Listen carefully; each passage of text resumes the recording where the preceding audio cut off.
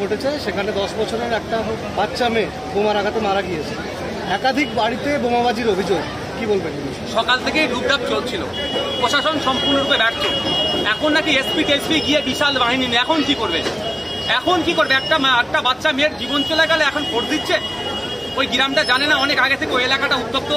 এর আগে ওখানকার লোকাল ওসি আক্রান্ত হয়েছিল বিভিন্ন রাজনৈতিক দ্বন্দ্ব নিয়ে।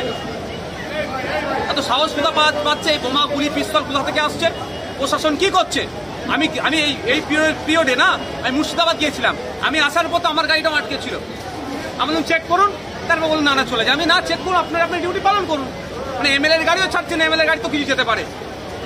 আমি যখন কনফিডেন্টলি বললাম যে আমারও চেক করুন, কোনো সমস্যা নেই, তখন ছেড়ে দিল। তাহলে ওইখানে বোমগুলি পিস্তল ঢুকলো কি করে? দেখলে দেখা যাবে তৃণমূলকে আরো ওরা গ্রিন করিডোর করে ঢুকায়। এই দায়িত্ব রাজ্য সরকারকে নিতে হবে। আমি রাজ্য সরকারের প্রধানের ক্ষমা চাওয়া উচিত নিঃশর্তে, এবং এই সমস্ত যারা গুন্ডা দুষ্কৃতী বদমাশ আছে তাদের ঘাট ধরে জেলের মধ্যে ঢুকিয়ে দেওয়া দরকার। দুর্ভাগ্য আমাদের এমন কোনো নির্বাচন নেই 2011 সালের পরে যেখানে মানুষের রক্ত খুন ছাড়া হচ্ছে না। যে কোনো নির্বাচনে দেখবেন খুন হচ্ছে পিছিয়ে বর্গের মানুষ।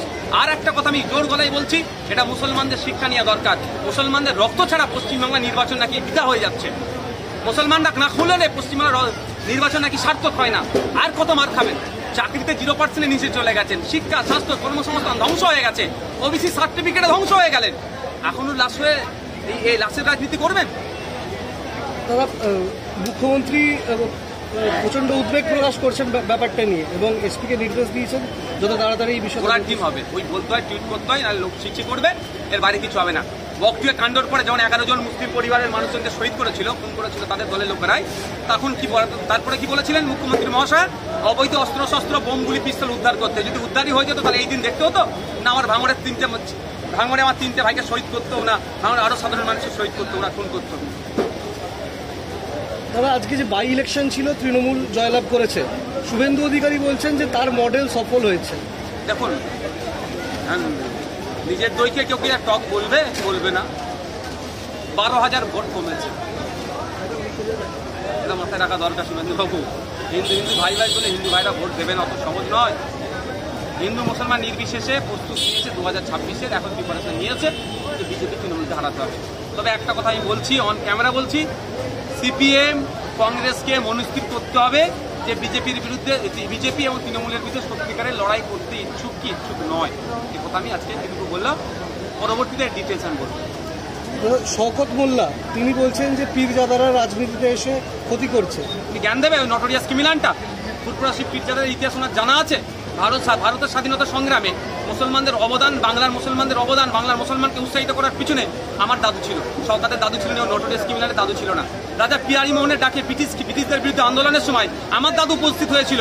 ফুরফুরার পীর আবু বকর সিদ্দিক রহমতুল্লাহ আলাইহি, ওই নটোরিয়াস ক্রিমিনালের দাদু যায়নি। সাঁওতাল বিদ্রোহের সময় সাঁওতাল সমাজের মানুষের পাশে আমার দাদু ছিল, ওই নটোরিয়াস ক্রিমিনালের দাদু ছিল না, যায়নি। ওই নটোরিয়াস ক্রিমিনাল আমাদেরকে জ্ঞান দেবে? আমরা এতদিন তো রাজনীতি করিনি, গুলিশাত করেছে, ধ্বংস করে রাজনীতিতে কুলসিত করেছে।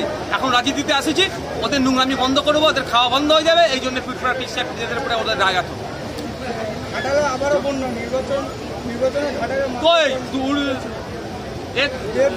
কি ডায়লগ ভুলে গেলেন? 31 আগস্ট 2024-এর মধ্যে আমার সরকার ঘোড়ার টিম করবে দিয়েছে উপহার। আপনারা দিয়েছেন হিরোকে, হিরো কি করে কন্ট্রোল করবে? আপনারা যদি জনগণের জনপ্রতিনিধিকে জিতে দেন, পার্লামেন্টে গিয়ে আপনাদের হয়ে তুমুল ভাবে করতো। সমস্যা হচ্ছে আপনাদের ভুল লোককে নির্বাচন করবেন, আর আসলে আপনি লাগাচ্ছেন আম গাছ, আর আমরা খাওয়ার শখ গেছে। আমরা খাওয়ার শখ গেলে আমরা গাছই লাগাতে আসি। Thank you.